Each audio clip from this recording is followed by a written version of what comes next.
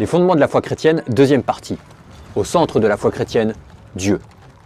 Dieu. Dieu. Enquête sur un mystère. Reprenons notre enquête à la base et commençons par nous poser la question, déjà, Dieu. Est-ce qu'on peut être sûr qu'il existe vraiment ? Quand on se penche sur cette question, les détectives que nous sommes s'aperçoivent qu'en fait, elle est liée à une quête que l'homme porte en lui. Ce sera notre première pièce à conviction. Il y a inscrit au plus profond du cœur de tout homme le désir de Dieu. Même si pour l'instant ce n'est pas encore très clair ce que Dieu veut dire, mettons au sens large la soif de l'éternité.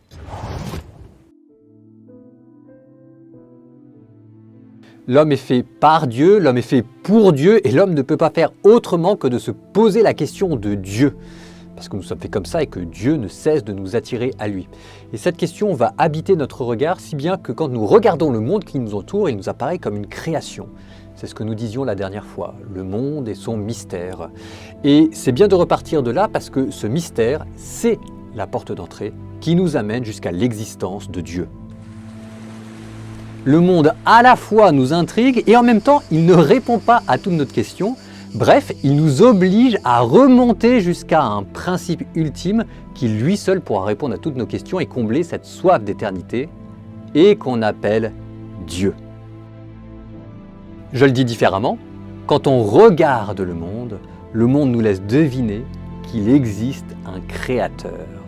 Saint Paul, lettre aux Romains, chapitre 1.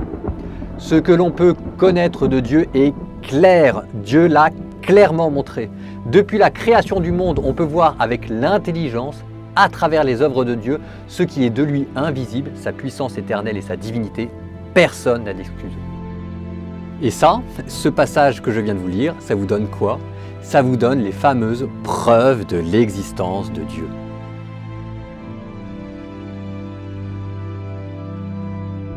Alors, attention, en bon enquêteur que nous sommes, ne faisons pas dire n'importe quoi à nos preuves et ne les pressons pas trop. Et de un, ces preuves nous apportent une certaine forme de certitude, mais ce n'est pas dit qu'elles arrivent à convaincre les personnes autour de vous. Je vous rappelle qu'il y a le péché qui existe et qui brouille les pistes aussi. Et de deux, preuve ici ne veut pas dire démonstration scientifique ou mathématique, mais plutôt argument philosophique pouvant dire que Dieu existe. Par exemple, quand on regarde l'univers, on peut être frappé par sa fragilité, par le fait qu'après tout, l'univers aurait pu ne pas exister du tout, ce qu'on appelle la contingence de l'univers. On se dit, pourquoi cet univers-là plutôt que rien ? Et on en vient à poser une cause qui a créé l'univers, mais qui n'est pas dans l'univers, Dieu. Ou bien encore quand on regarde la manière dont les lois de la nature s'agencent, le miracle de la vie. La vie est quelque chose de tellement beau, de tellement improbable. Comment se fait-il que la vie est éclos ? Et on se dit qu'en fait, ça a été voulu. Ou bien encore quand on regarde l'homme, les aspirations qu'il porte, sa quête d'absolu, sa soif de sens, tout cela ne peut pas être absurde. Et on en vient à se dire que non seulement la vie humaine a un sens, mais que Dieu existe. Alors nous sommes bien d'accord, ce que nous avons dit là n'est qu'un petit résumé d'une longue enquête philosophique, mais la conclusion reste valide. Par un cheminement de la pensée, l'homme peut parvenir à la certitude que Dieu existe.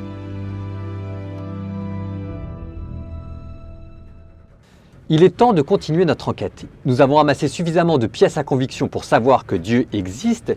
Il est maintenant temps de se demander à quoi il ressemble. Poursuivons notre enquête. Cette partie de notre enquête ne sera pas la plus facile, car nous arrivons maintenant à ce qu'on appelle la transcendance de Dieu. Dieu qui existe, oui, mais d'une manière qui nous échappe. Voyons cela de plus près. La transcendance, Dieu qui existe d'une manière qui nous échappe. Ça vous donne même le nom par excellence de Dieu dans la Bible, Yahvé, ou plutôt YHWH, puisqu'on ne connaît pas les voyelles, ce qu'on appelle le tétragramme sacré.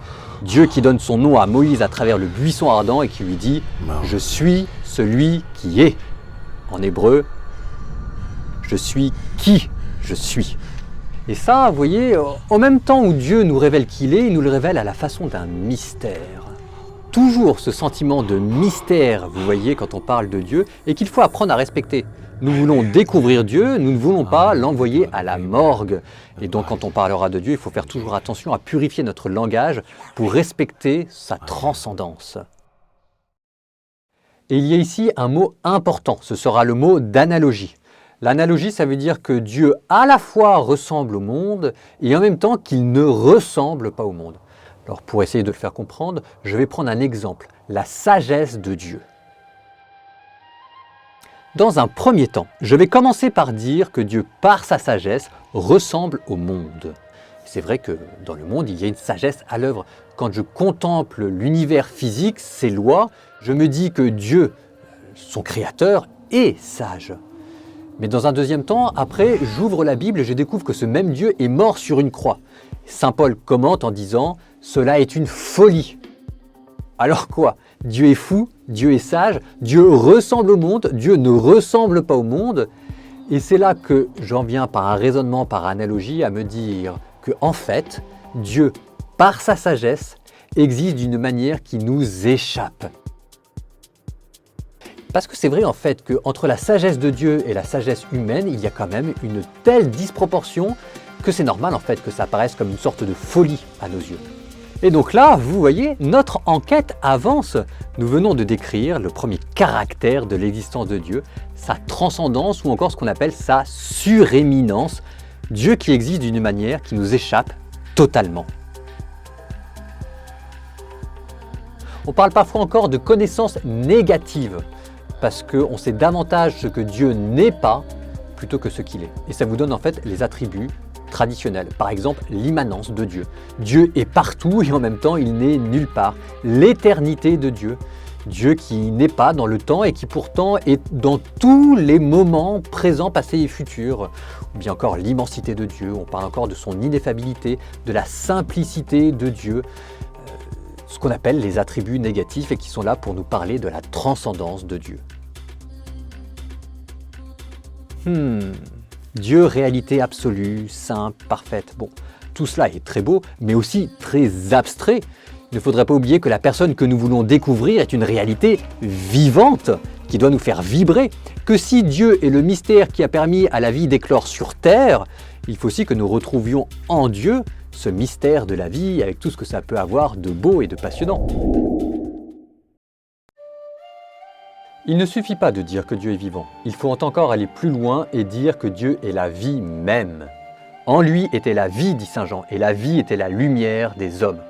Alors, Dieu n'a pas de corps, donc il n'a pas de vie comme les animaux, mais Dieu est un pur esprit, et la vie en lui est purement spirituelle. C'est une vie douée de volonté et d'intelligence. Pour montrer l'aspect suréminent de cette vie, on parle d'omniscience.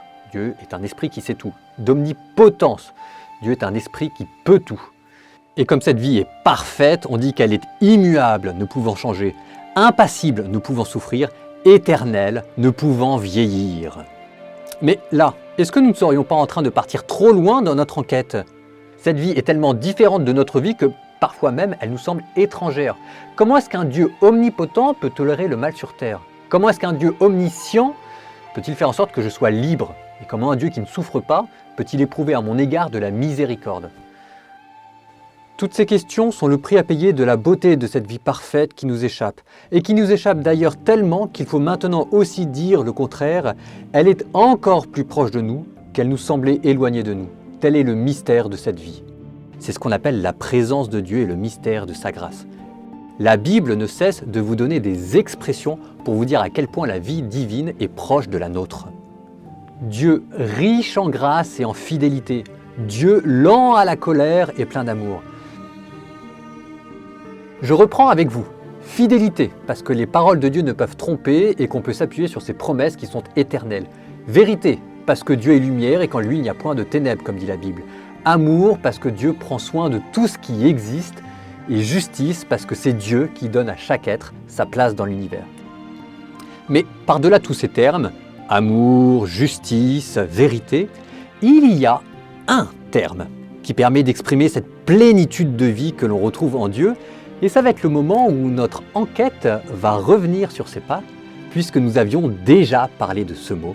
C'était le mot de sagesse. Parce que la sagesse implique que vous connaissiez la vérité. Et Dieu, par son omniscience, est vérité.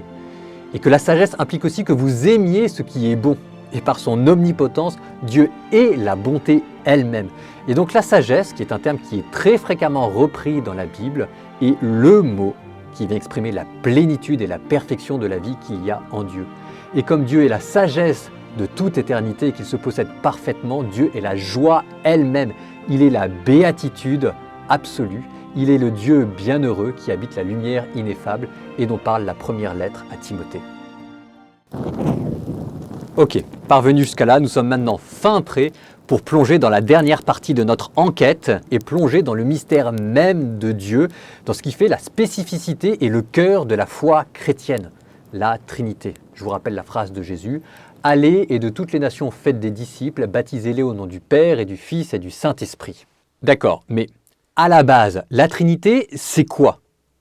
Eh bien, souvenez-vous, nous cherchions à étudier une personne vivante. Eh bien, la Trinité, c'est justement cette vie elle-même. Quand on s'approche de quelqu'un, si on s'approche de suffisamment près, on peut entendre son cœur battre, on peut l'entendre respirer.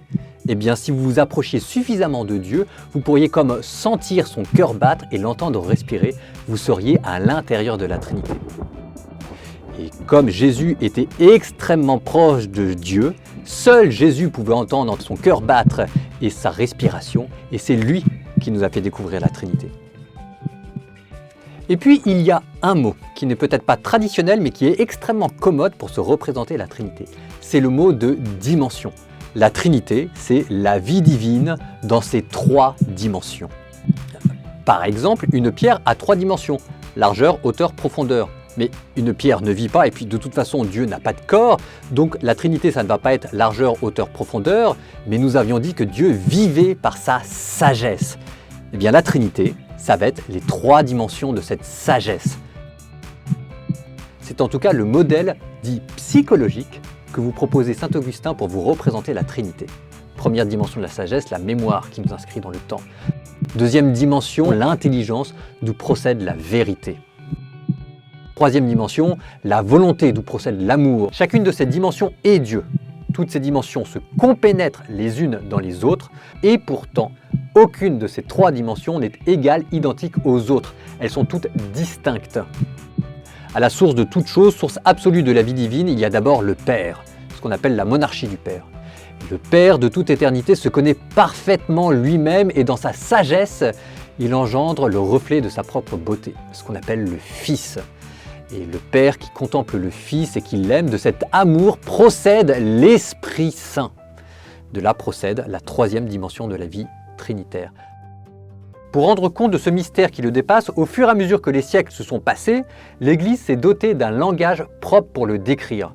La Trinité, c'est un seul Dieu, monothéisme, en 3 personnes. Alors attention ici parce que le mot « personne » est un faux ami. Derrière le mot « personne », vous avez en fait un terme latin, « persona », et derrière un terme grec, hypostase, qui signifie une subsistance éternelle de nature rationnelle. Dans notre monde, lorsque ces personnes agissent, elles agissent toujours ensemble. Mais c'est vrai aussi qu'en raison d'une certaine affinité, on va attribuer à l'une d'entre elles certaines actions en particulier. Par exemple, au Père, on attribue la création, au Fils, le salut du genre humain, et à l'Esprit Saint, la sanctification. Et voilà, nous sommes parvenus à la conclusion de notre enquête jusqu'au mystère le plus profond de Dieu, la Trinité. Derrière, il y avait la sagesse, la transcendance, l'existence de Dieu. J'espère que ça vous a plu, vous n'hésiterez pas à le partager. Si vous vouliez graver dans votre mémoire cet enseignement, mon conseil serait de reprendre le prologue de Saint Jean et d'un côté la Bible, de l'autre côté cet enseignement, de reprendre ça tranquillement chez vous. La prochaine fois, nous parlerons de la Bible.